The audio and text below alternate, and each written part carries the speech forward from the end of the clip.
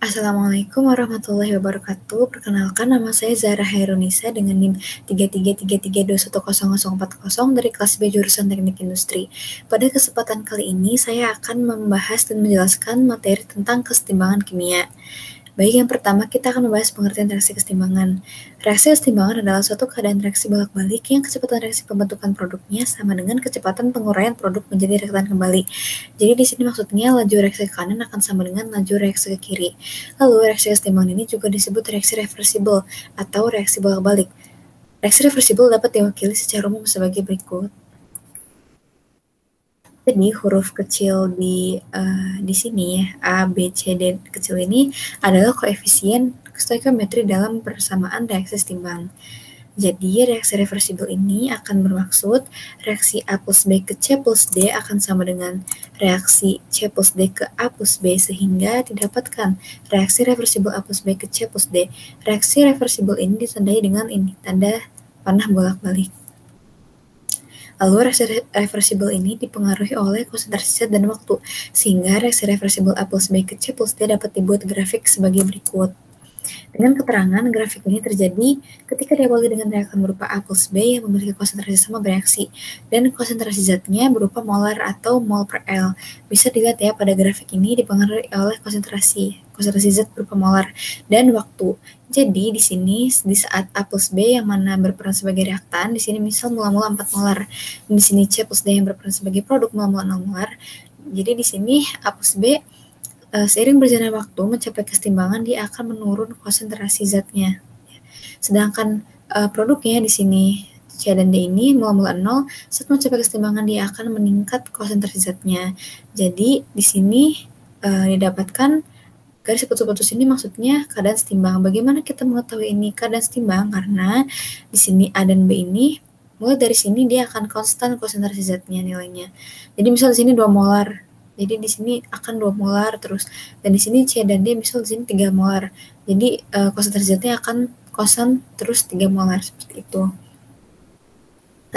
Lebih jelasnya di sini ya, reaksi reversibel 2SO2 gas plus O2 gas menjadi 2SO3 gas. Di sini ada initial concentrations atau konsentrasi awalnya, dan di sini ada equilibrium concentrations atau konsentrasi setimbangnya. Didapatkanlah grafiknya seperti ini. Jadi SO2 dan O2 yang berperan sebagai reaktan di sini mula 0,400 dan 0,200 molar. Jadi di sini ditandai dengan merah ya reaktannya.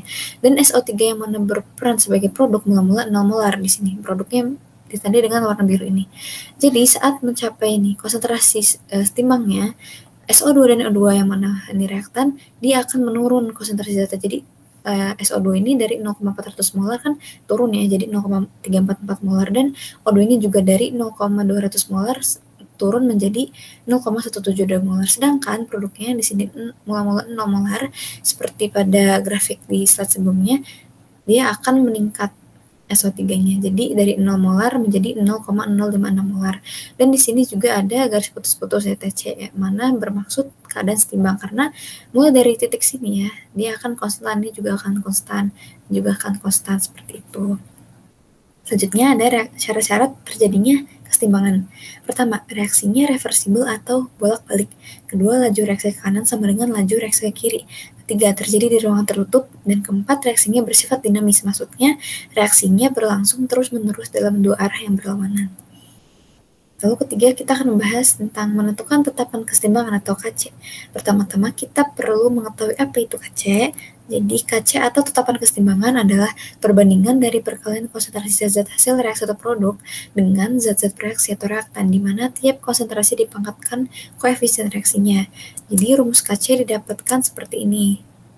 Jadi, di sini KC ini perbandingan konsentrasi produknya ya dengan konsentrasi reaktannya. Jangan lupa nanti dipangkatkan oleh koefisiennya. Dan di sini EKI ini maksudnya konsentrasi zat ini harus sudah setimbang. Jadi perlu diketahui bahwa untuk mencari KC sangat wajib ya, dan harus menggunakan konsentrasi zat yang sudah setimbang. Kalau belum setimbang itu tidak bisa. Lalu di sini ada syarat KC. KC hanya berlaku untuk wujud aqueous dan gas saja. Jadi wujud selain aqueous dan gas tidak bisa. Lalu untuk setiap persamaan kimia yang setimbang, maka kacing yang pertama konstan pada suhu tertentu. Kedua, kacingnya berubah jika suhunya juga berubah. Yang ketiga, C-nya tidak bergantung pada konsentrasi awal. Jadi pada intinya kacing ini berpengaruh pada suhu, dipengaruhi oleh suhu dan tidak bergantung pada konsentrasi awal. Lalu di sini Kc dapat dijumlah N menjadi Kc kali N. Jadi jika dijumlah maka persamaan akan dikali. Lalu Kc dapat dibalik menjadi 1 per Kc. Kc dapat dibagi N menjadi akar N Kc, dan Kc dapat dikali N menjadi Kc pangkat N. Seperti itu.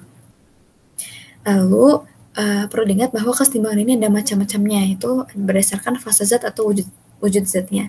Jadi yang pertama di sini ada kesetimbangan homogen, yaitu hanya terdapat satu wujud zat. Contohnya reaksi reversibel N2 gas plus 3H2 gas menjadi 2NH3 gas.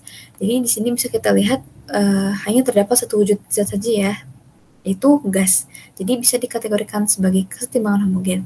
Selanjutnya ada kesetimbangan heterogen yang mana terdapat beberapa wujud zat. Contohnya reaksi berikut. Jadi pada reaksi reversibel berikut ini kan ada wujud solid, ada wujud gas, juga ada wujud solid, ada wujud gas, sehingga bisa dikategorikan sebagai kesetimbangan heterogen karena terdapat beberapa wujud zat. Pertanyaannya, bagaimanakah cara menentukan Kc-nya? Di sini ada contoh soal menentukan Kc pada kesetimbangan homogen. Itu nomor 1. Reaksi reversibel N2 gas plus O2 gas menjadi 2NO gas. Di sini kan wujudnya hanya berupa gas, jadi di sini dikategorikan kesetimbangan homogen. Bagaimana mencari Kc-nya? Pertama-tama masukkan rumus Kc-nya dulu. Jadi konsentrasi produk per konsentrasi reaktan dipangkatkan oleh koefisien. Jadi Kc-nya dapat dicari seperti ini. Jadi konsentrasi NO pangkat 2 per konsentrasi N2 plus konsentrasi O2. Kenapa di sini pangkat 2 ya? Karena di sini NO-nya koefisiennya 2, jadi dipangkatkan 2. Sedangkan konsentrasi N2 dan O2 ini tidak ada pangkat karena dia tidak memiliki koefisien, ya koefisiennya 1 sehingga tidak usah ditulis. Selanjutnya ada contoh soal menentukan Kc pada kesetimbangan heterogen. Di sini ada contoh soal nomor 1, yaitu reaksi reversibel C solid plus CO2 gas menjadi 2 CO gas. Sama saja caranya, Kc-nya, masukkan rumusnya, dan perlu diingat di sini ada notes bahwa Kc ini tadi ya hanya berlaku untuk wujud gas dan aquos saja. Jadi selain wujud gas dan aquos tidak bisa, sehingga Kc-nya bisa dicari sebagai berikut. Yaitu konsentrasi CO pangkat 2 per konsentrasi CO2. Kenapa di sini CS tidak masuk? Karena C ini kan wujudnya solid ya, jadi dia tidak bisa dimasukkan ke rumus Kc-nya. Jadi hanya berlaku gas saja di sini, 2CO dan CO2-nya. Lalu pada nomor 2 di sini ada reaksi reversibel berikut. Di sini diketahui ada gas, ada liquid, dan aquos. Caranya sama saja kayak nomor 1 ini, Kc-nya didapatkan sebagai berikut. Jadi konsentrasi NH4 plus konsentrasi OH per konsentrasi NH3. Di sini H2O karena liquid dia tidak dimasukkan ke Kc. Jadi kita fokusnya pada yang mana wujud aquos dan gas saja. Jadi di sini kan aquosnya kan NH4 dan OH, sedangkan gasnya di sini NH3. Jadi Kc-nya dapat dipastikan sebagai berikut. Selanjutnya contoh soal menentukan Kc. Kalau tadi kita hanya menentukan perbandingan konsentrasi zatnya saja, sekarang kita menentukan Kc-nya lewat perhitungan. Diketahui reaksi reversibel berikut. Jika konsentrasi SO2 dan O2 diketahui 0,400 molar dan 0,200 molar, maka berapakah Kc-nya? Di sini diketahui keadaan setimbangnya SO3-nya yaitu 0,056 molar. Jadi pertama-tama kita masukkan persamaan reaksi tersebut terlebih dahulu ya. Jadi di sini harus sudah setara. Persamaan ini harus sudah setara. Kalau belum setara, maka setarakan terlebih dahulu. Lalu untuk menentukan Kc-nya, tadi Kc ini wajib dan harus menggunakan konsentrasi zat yang sudah setimbang. Kalau belum setimbang, ya kita setimbangkan dulu gitu. Jadi di sini pada soal yang baru setimbang hanya konsentrasi SO3, yaitu produknya saja, yaitu 0,056 molar.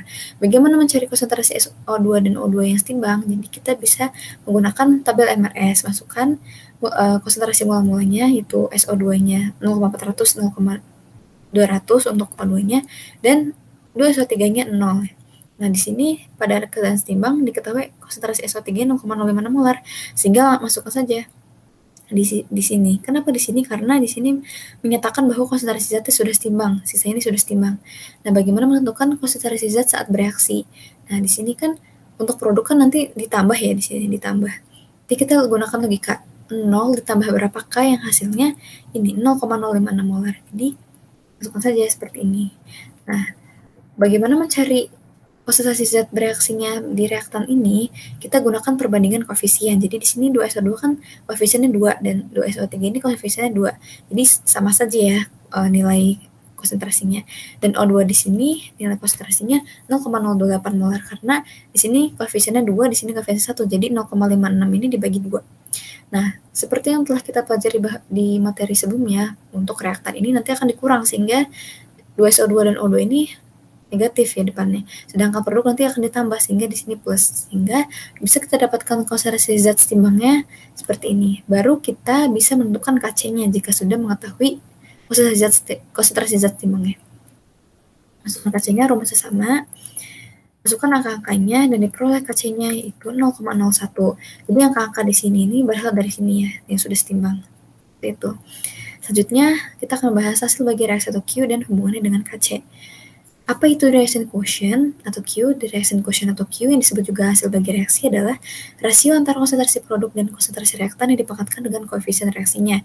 Rumus Q ini didapatkan seperti ini. Jadi, bisa kita lihat bahwa pada dasarnya rumus Q dan Kc ini adalah sama ya, tetapi ada perbedaannya. Perbedaannya dalam mencari hasil bagi reaksi atau Q tidak memerlukan konsentrasi zat yang sudah mencapai kesetimbangan. Jadi kalau Kc kan tadi wajib menggunakan konsentrasi zat yang sudah setimbang. Kalau Q ini tidak apa-apa kalau konsentrasi zatnya belum setimbang. Tapi bisa juga kalau menggunakan konsentrasi zat yang sudah setimbang seperti itu. Lalu apa sih hubungan Q dengan Kc? Jadi Q dan Kc ini sama-sama digunakan untuk memprediksi ke arah manakah reaksi harus bergerak dan dilanjutkan supaya mencapai kesetimbangan. Jika Q-nya kurang dari Kc, maka reaksi bergeser ke kanan dan akan membentuk lebih banyak produk. Jika Q-nya sama dengan Kc, maka reaksi ini mencapai kesetimbangan.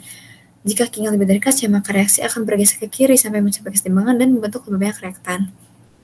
Lalu di sini ada contoh soal. Dalam suhu yang tinggi diketahui Kc adalah 65 pada reaksi reversibel 2Hi gas menjadi H2 gas plus I2 gas. Diketahui konsentrasi Hi, H2, dan I2 sebagai berikut. Apakah sistem berada pada kesetimbangan? Jika tidak, tentukan ke arah manakah reaksi harus dilanjutkan agar mencapai kesetimbangan. Di sini kita ketahui bahwa Kc 65 dan ditanya ke arah manakah. Jadi bisa dipastikan bahwa ini kita akan mencari Q-nya ya. Jadi Q-nya tadi rumusnya sama saja dengan Kc. Masukkan angka-angkanya dan Kc-nya diperoleh 38,1. Setelah kita mengetahui nilai Q-nya di sini, maka kita bisa menjawab pertanyaan-pertanyaannya. Apakah sistem berada pada kesetimbangan? Jawabannya tidak ya, karena Q ini kurang dari Kc, yaitu 38,1 kan kurang dari 65 ya, sehingga sistemnya tidak berada dalam kesetimbangan. Bagaimana untuk mencapai kesetimbangannya? Jadi Q ini harus meningkat sampai nilainya sama dengan Kc, sehingga reaksi harus bergeser ke arah kanan, sehingga sejumlah Hi yang mana berperan sebagai reaktan akan bereaksi dan membentuk lebih banyak H dan I yang berperan sebagai produk di sini untuk mencapai kesetimbangan. Lebih jelasnya sebagai berikut. Jadi Q-nya kan di sini ada 38,1 dan K-nya 65. Jadi untuk mencapai kesetimbangan, Q-nya harus sama dengan K, sehingga nanti kan Q-nya akan bergeser dan meningkat ke arah kanan. Jadi seperti itu. Selanjutnya contoh soal kedua, diketahui reaksi reversibel berikut jika konsentrasi NO2 dan NO2 saat kesetimbangan berturut-turut 2 mol, 1 mol, dan 2 mol dalam 1 liter dengan Kc 0,8, tentukan ke arah manakah reaksi berlangsung. Sama seperti nomor 1 tadi, diketahui Kc-nya dan ditanya ke arah manakah. Jadi bisa dipastikan bahwa ini kita akan mencari Q-nya terlebih dahulu. Tetapi untuk mencari Kc maupun Q-nya, kita kan harus menentukan molarnya terlebih dahulu atau konsentrasi zatnya. Sedangkan di soal baru diketahui mol dan liternya saja. Jadi kita bisa mencari molarnya terlebih dahulu dari masing-masing zat. Jadi tentukan masing-masing molar zatnya terlebih dahulu. Untuk konsentrasi NO itu 2 molar, konsentrasi O2-nya 1 molar, dan konsentrasi NO2-nya 2 molar. Sehingga Q-nya didapatkan seperti ini. Masukkan angkanya dan didapatkan Q-nya sama dengan 1. Ke arah manakah reaksi berlangsung? Jadi, karena Q-nya ini lebih dari Kc, yaitu 1 lebih dari 0,8, maka reaksinya akan bergeser ke arah kiri, sehingga sejumlah NO2 yang mana berupa produk akan bereaksi dan membentuk lebih banyak NO dan O2 yang mana berperan sebagai reaktan untuk mencapai kesetimbangan, seperti itu. Nah, mungkin itu saja yang bisa saya sampaikan. Saya mohon maaf jika ada kesalahan dalam menjelaskan materi ini. Semoga bermanfaat. Kurang lebihnya mohon maaf. Wassalamualaikum warahmatullahi wabarakatuh.